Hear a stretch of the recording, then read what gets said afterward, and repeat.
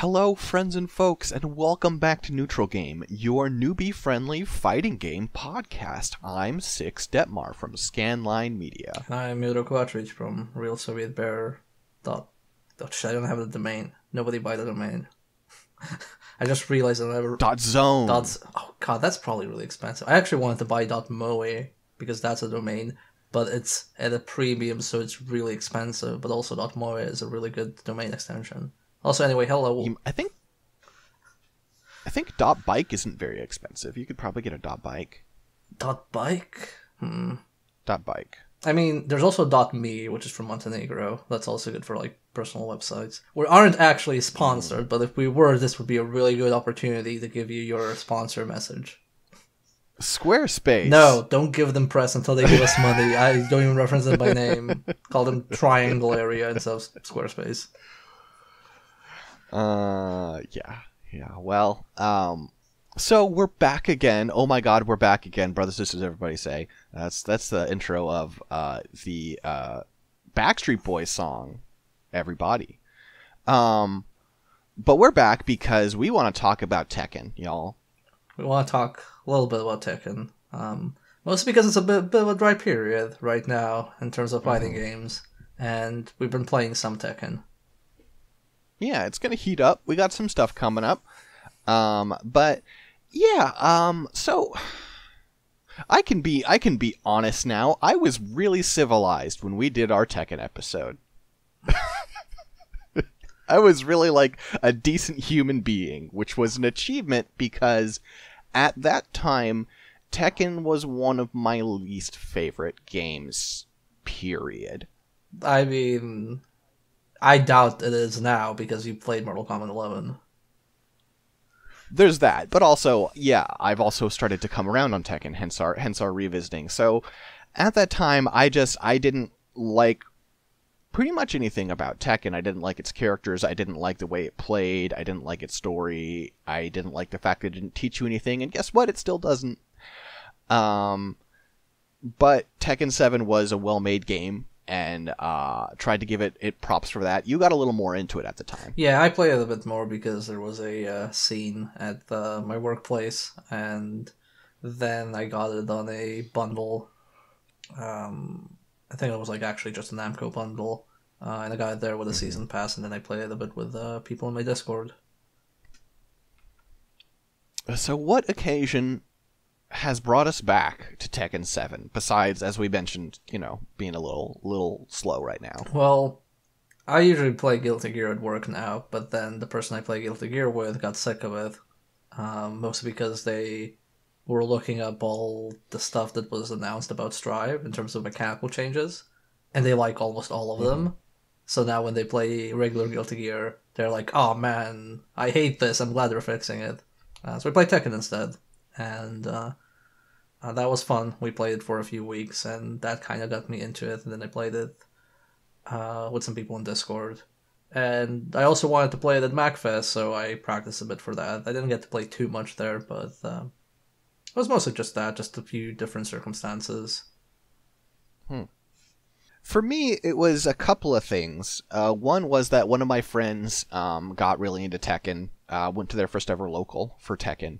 And it was like, well, I mean, I want to encourage my friends getting into fighting games, so I guess I'll give this another shot. Another element was just the competitive scene. To me, I started to get more engaged with it. I think this is actually a natural result of when, like, for a long time watching Tekken, it sort of just looked like Tekken to me, right? Like, my eyes kind of glazed over. I couldn't really see the nuance of the combat very much. But adding some of the guest characters like Akuma and Geese, who play very differently, made the contrast between them and the other characters really obvious, and it made it more interesting for me to watch. Like watching oh no, what's his name? The guy from, I think it's from Pakistan? It's Arslan Ash. I know who you mean. I cannot remember the name. Six is trying to think of Arslan Ash. Yeah, but damn, I feel bad. I like that guy. Yeah, I just said it. But he was playing like a Geese in tournament, and watching that Geese was like, oh man, this is like, I understand Geese as a character, so I'm seeing Geese be Geese, but I'm also seeing how Geese integrates into Tekken, and it gave me a better understanding of Tekken. And so based on those things, I decided it was time to go back to Tekken. And Tekken did not stand still while we were gone. Tekken has continued to change. Yeah, it's up to its third season, which is, in my mind, unacceptable because DOA has been out for less than a year and it's already in season 4. So I don't know, get it together, Harada. No, I'm joking. They're really pacing it and filling it with very nice content because they've added the new character, fan favorite Leroy. Yeah, fighting for his neighborhood, breaking the game balance and immediately getting patched. No surprises there. Yeah, no, we've gotten... Yeah, it's just how it goes sometimes, I am honestly surprised we don't get that more often. I feel like in other competitive spaces that's more common than in fighting games, but still in fighting games it's fairly common when new characters come out and they're just completely OP. I mean, GT good. I mean, a lot of Tekken characters that they add in season passes are old characters, so they already probably have a feel for them.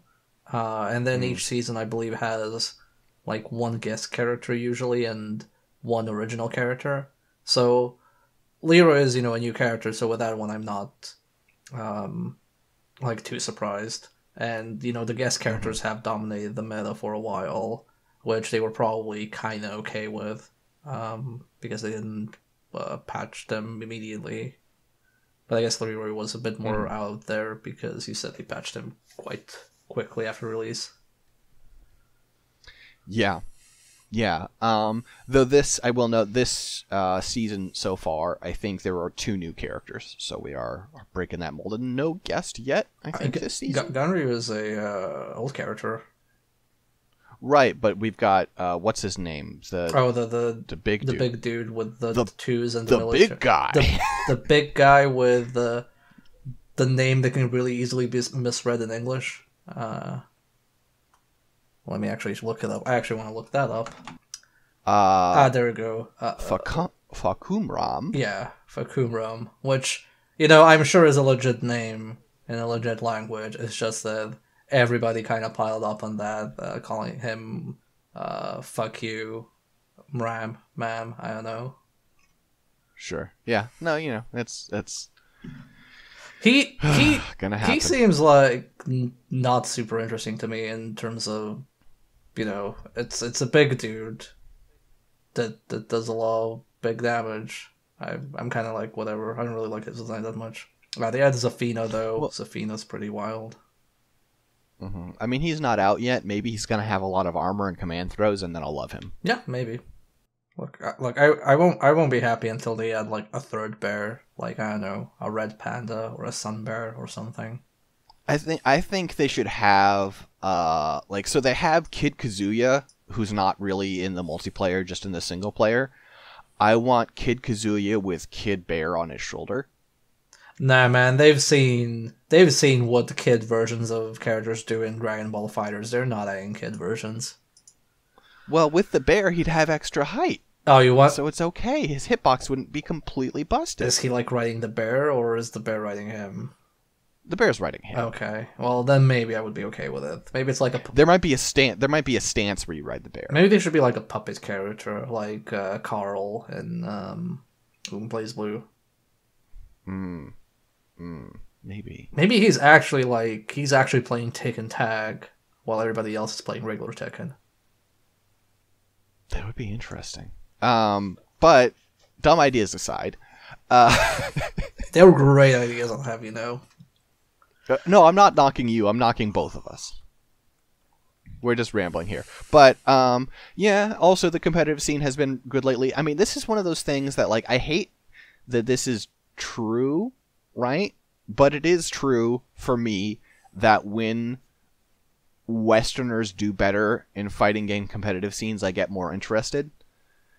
Because it's easier for me to get invested in their personalities and stuff. When it's JDCR versus Knee, those are great players, but I don't really know them. They're just guys who show up on screen and beat people. I mean, I like it because it brings more variety. to the game, because we're kind of used to watching anime fighters, and we're used to top 10 only Japanese players and stuff like that. So Sure. So I feel it's much healthier in general when you have more of a mixed top player base.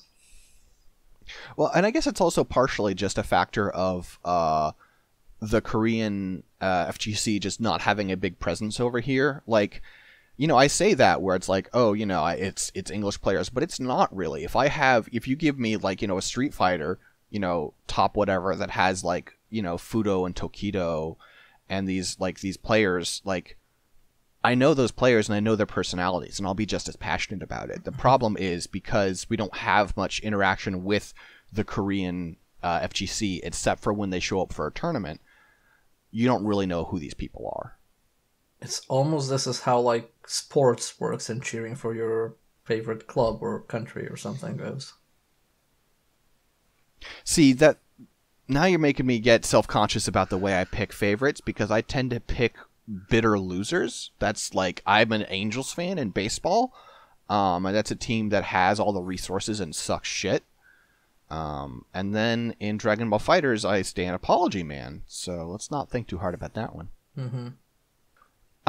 But yeah, so we're coming back to the game. I don't know how much has changed for you personally. For me, it's been a lot of finally coming to terms with what Tekken is and getting to appreciate it by having new perspective.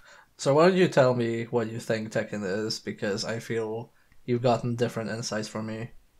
I think the thing that I've figured out is that, like, I mean, I've always known that Tekken doesn't play like other fighting games, but I feel like it's almost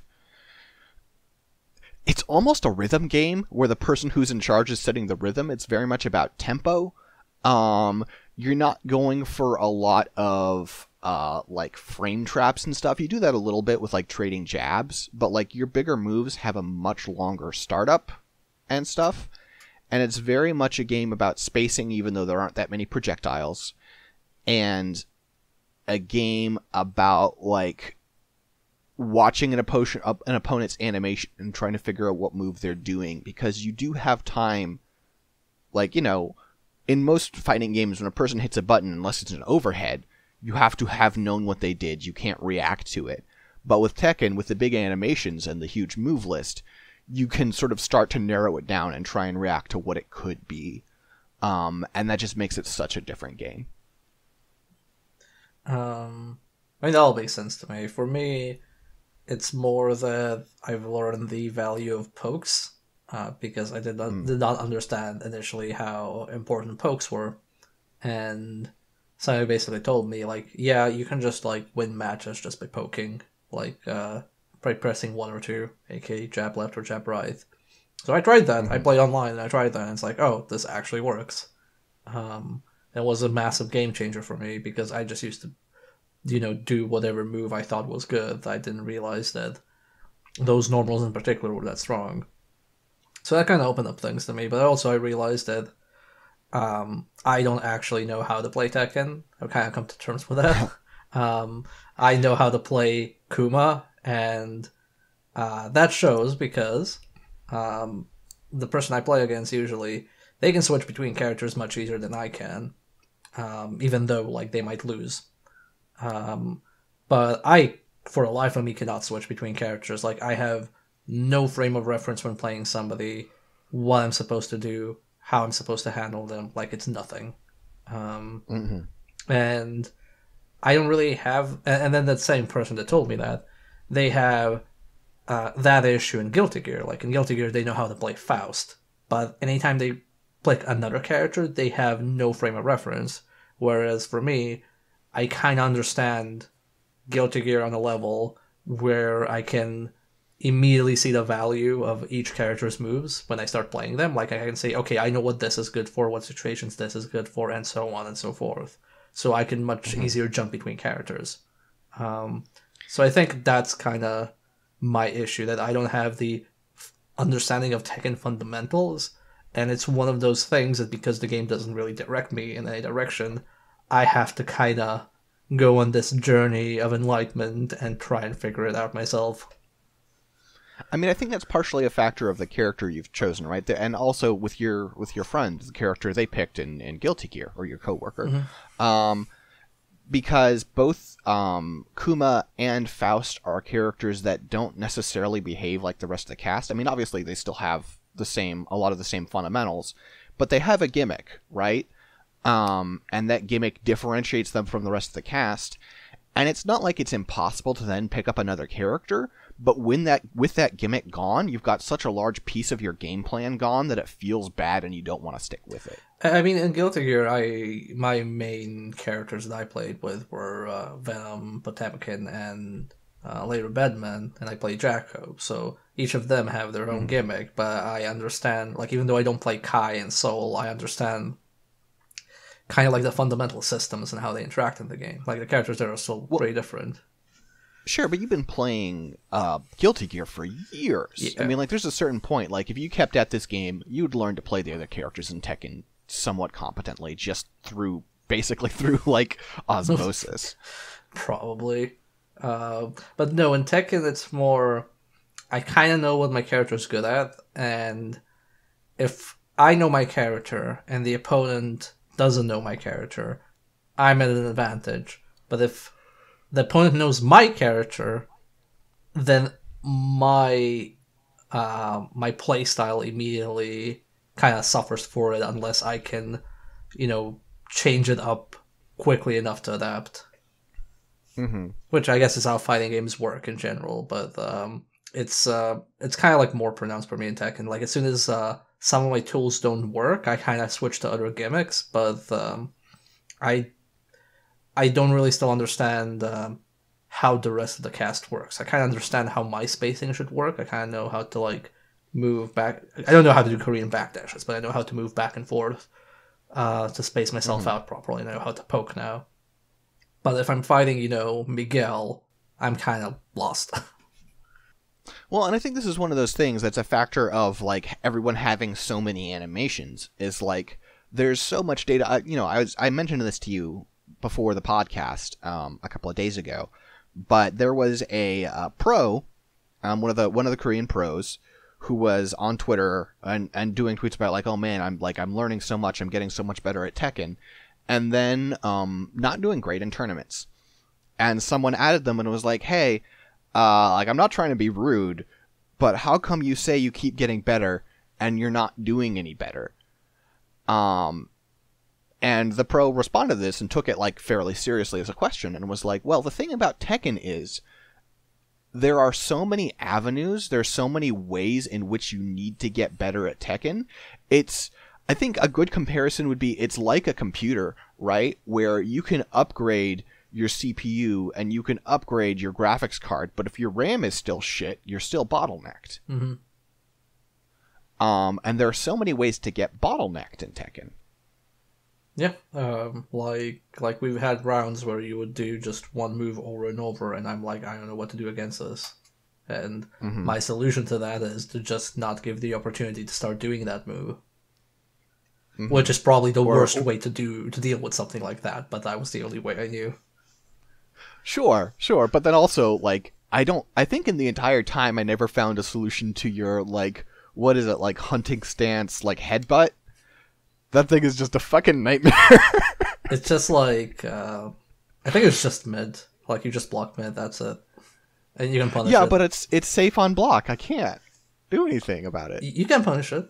It's just, probably need to find the exact move you can punish it with, but I always get punished with it on block if people react quickly enough. Okay, I probably just didn't experiment enough because I was scared. No, my favorite was when you were negative on super hit. That was my favorite. When you would just do a super and I land next to you, and then you just get hit on my wake up immediately.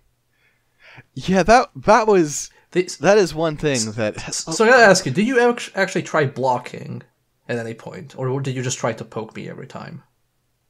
I tried blocking, yeah. Okay, because, then I don't know what was going on there. So for people who don't understand, Kuma can attack the opponent while they are lying on the ground, including when they get knocked down. And we have a few situations where Six would hit me with a Rage Art and do a lot of damage, and then Kuma lands at the end of the rage art right next to Six's character, and while Six's character is turning around because they have their back turned because they're being dramatic, I can just, hit for damage immediately. Obviously the weird circumstances happen in fighting games all the time, and that's fine. But, like, as a rule, I've never seen someone be unsafe upon landing a super. It's bizarre. I mean, we've played some really old fighting games where you were unsafe on hits. Sure, but, those, I don't know. Those aren't real fighting games. That was different. That was the magic throw of Casey Jones. But no, it might just be that Kuma is weird because there are some situations where when you juggle Kuma next to a wall, usually any character you just juggle them and they interact normally with you. But with Kuma, you actually have to drop your combo because if you're too close to the wall while juggling Kuma, you'll clip through Kuma and Kuma will land on his back facing you and immediately just punish you for doing a combo. Mm-hmm. It's there's some weirdness with that for sure. I don't think they even want to fix it because they don't care about the character. They're more like, oh, okay, somebody won a tournament once. Whoops, I guess that happens. Yeah.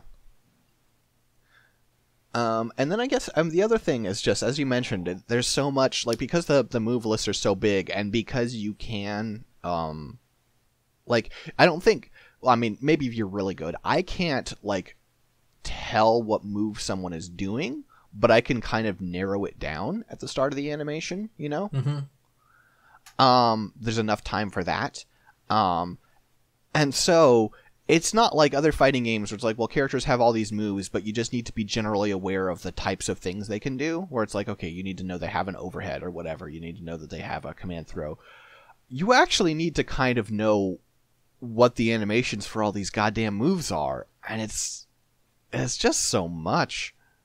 I mean, there are a lot of these moves that you actually can't really react to, Sure. Like Steve's Stomp. It's kind of a mix of, you need to recognize the animations and you need to recognize in your matchup at which distance somebody has a specific tool. Mm-hmm.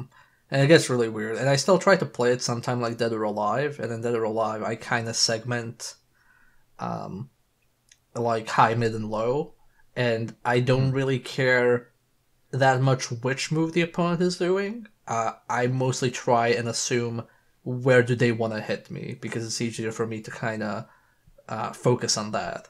And in Tekken, sometimes it works, because generally if you're on low health, somebody's going to try and sweep you or hit you low. So that's a part that I can predict. But in general, it's, until I see a move 10 times, I'm not even going to know what to do against it. Yeah.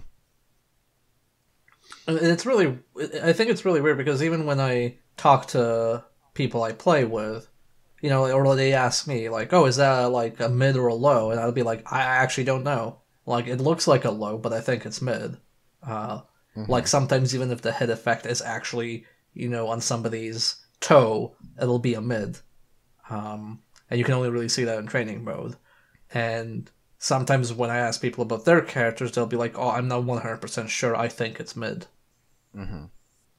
Yeah, whereas I feel like, and this just could be a factor of also, again, the size of the move list. But I, all the time when you and I are playing other fighting games, I'll land something, and you'll be like, oh, what? And I'll be like, oh, that was a low. Just, explaining as you go, because as you play the character, you just get an intuitive sense of, you learn how to fight against it. Whereas I feel like in Tekken, I play Armor King and Lily. I don't know how the fuck to fight those guys. Apparently, bear headbutts are really good.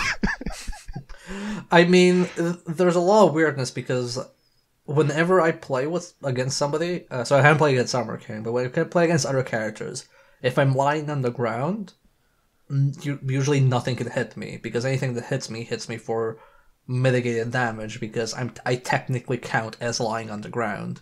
But then King has that jump kick where he hits you with both feet, and the drop kick, and that hits me, and I've never seen anybody have a move that does that. So that was like, oh, okay, I guess this is how this works. Yeah, and that was like the kind of the big hang up in that matchup for you, honestly, was because for the most part you could just kind of kick ass, but if I got a knockdown and you were a little bit ways away, just, you know, from the experience, you were like, okay, let me play this from the ground, and I just land a drop kick every time, no problem, because that's just an easy answer for Armor King. Yeah, and I guess it's like, I guess for me is, I don't know what Tekken's baseline is, if that makes sense. Like, if you have Street Fighter, your baseline is Ryu, right? Sure. Or if you play King of Fighters, your baseline is Kyo, and you kind of, like, know what these baseline characters are. But in Tekken, I don't really understand what the baseline is. Like, I don't think it's necessarily the, you know, protagonist, because they don't feel like they're the baseline. They play, you know, they have their own style, they have their Mishima styles. I mean, I feel like maybe Jin. Maybe. Because he's like, I mean, to me, well, I guess he has the laser these days, doesn't he? That's Devil Jin, I think, only. Oh, okay. Is it? I don't. There are some like Mishima specific moves, and you know everybody handles unique, and then Jin has some moves that were from Kazuya and some moves that are from what's her face, June from Tekken 2. Mm-hmm. But it's also like you can have the protagonist, but it's like very difficult for me to, you know, ascertain like who is like what is the baseline play style. It's kind of like when I played Street Fighter 5. You know, I didn't really understand Street Fighter. I was playing as Lauren, I think her name was, and I didn't understand. Like, I was winning, but I was like, I don't understand why I'm winning. I'm not really learning from this. And then I switched to Ryu, and because that's such a strong baseline, I started learning fundamentals of the game more, and it felt more satisfying. So when I play Tekken, I do feel like I'm progressing with the character, and I do feel like I'm getting results. Like, I make people often like work for their wins. But I still like don't really understand, like I said, the baseline for it. And I don't know if, you know, if I were to go like, okay, how do I learn Tekken fundamentals? Like, which character should I pick to learn that? Is there even such a thing in the game? Yeah, it doesn't really feel like there's a character that represents like this is the core of the game, as you say. Because like if you look at the, you know, characters that have been there for a while, they each have a very distinct playstyle. Like, you know, King has very specific moves. Yoshimitsu has very weird stance changes as well. It's just, you know, everybody has their very distinct playstyle. And I guess like outside of poking, it's very hard for me to like figure out, okay, what is Tekken? You know, is it just spacing and poking? Is that the base game, and then everything else is carried by the actual character movesets? We need them to add the one true baseline fundamentals character back to Tekken 7. We need Dr. Boskanovich. Yeah, that would make sense. Because if you don't know how to play, you'll always be on the ground, so might as well learn how to play on the ground. There you go. There you go. But no, it is one thing I've noticed about Tekken. Like it's not very systems heavy. Like your systems in Tekken are, you have a rage art, you have a launcher, you have a low parry, you have guarding, you have throwing, and you have pokes. I'd say pokes are like a basic system because almost everybody has the same poke speed. But if you look at something like Guilty Gear, you know, you have stuff like faultless defense, blitz shield, supers, burst, hellfire mode, roaming cancels. Like, there's a lot of systems, so it almost feels like, because it's system heavy, you know, you don't have that many moves on individual characters, even if their playstyles are distinct. Whereas Tekken is very light on the base systems, but then it offloads all the complexity and all the depth onto the characters, if that makes sense. Yeah, for sure. And if you were to compare it to something like, say, Dead or Alive, for example, Dead or Alive also has a very long move list for all characters. But because it has much more base systems, like how the rock, paper, scissors, you know, throw, strike, hold thing works, how the holds have different heights and directions, and all those other things, You can kind of learn those base systems and get by knowing them very well, and then knowing the actual characters a bit less well. Like, you can get farther than in Tekken, say. Mm-hmm. Yeah. So I don't know how, like I would, like... I mean, it's not like something that Tekken is to solve, but it's more like, I don't know how to approach this. That's kind of like my fundamental problem.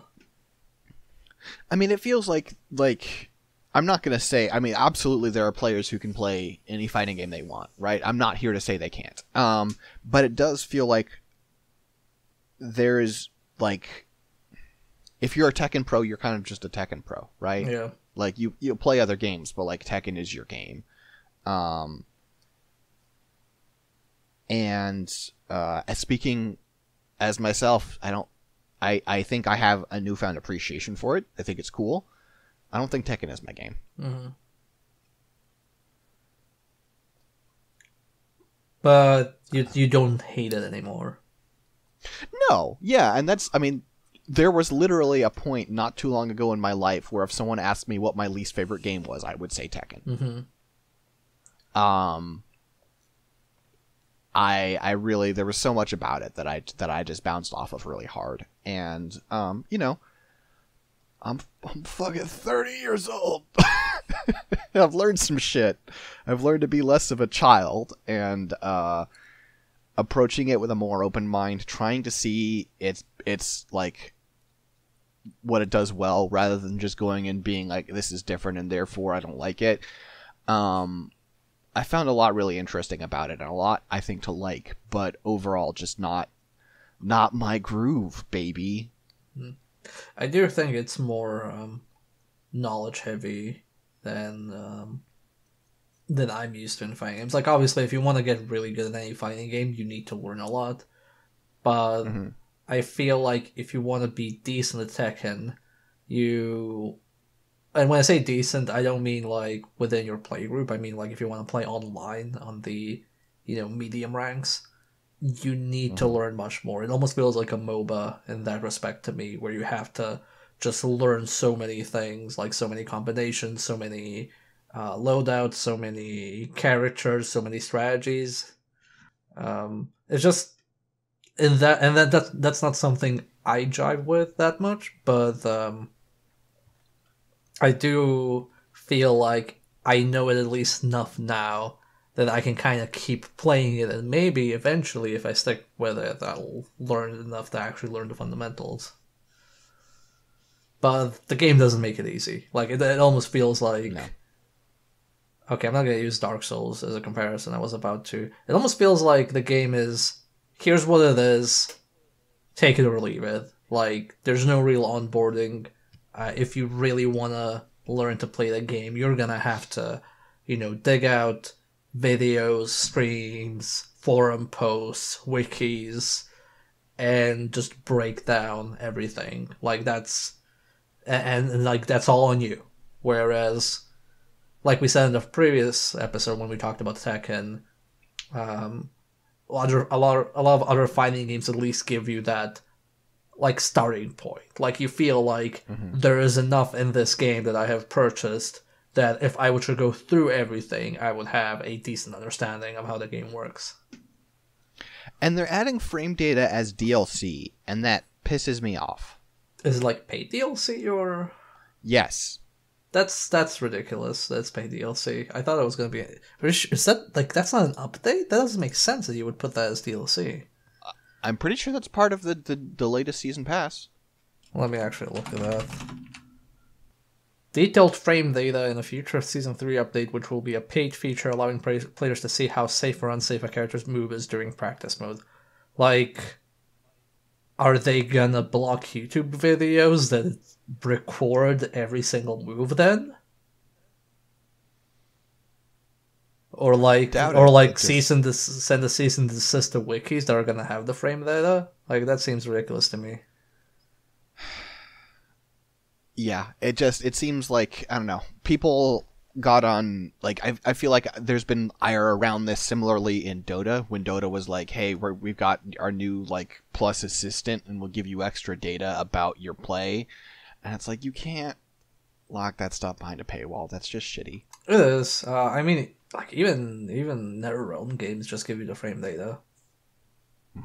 I mean, that's one thing NetherRealm is actually quite good at. But... Yeah. Well, it's kind of, you know, the part that feels shitty to me in this regard is Harada.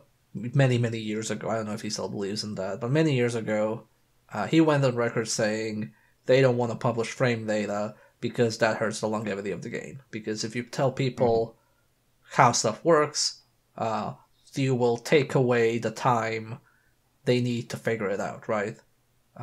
Sure. And in a vacuum, that completely makes sense. I don't think it actually makes sense in practicality of how the world or the gaming scene currently works. But, right. Making that as the official stance and then going, okay, sure, you can eat up the longevity of the game by buying DLC for it. It's just weird to me. I mean, this is not a very nice thing for me to say about Harada, but that tracks with how I view Harada. Of him being like, fine, pay me.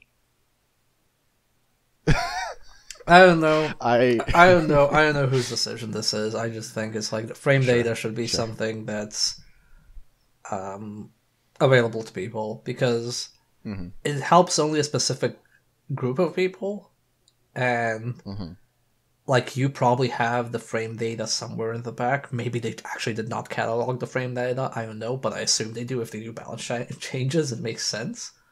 Yeah. So. I don't know, I feel like there should be a standard feature for fighting games. And it should be something like...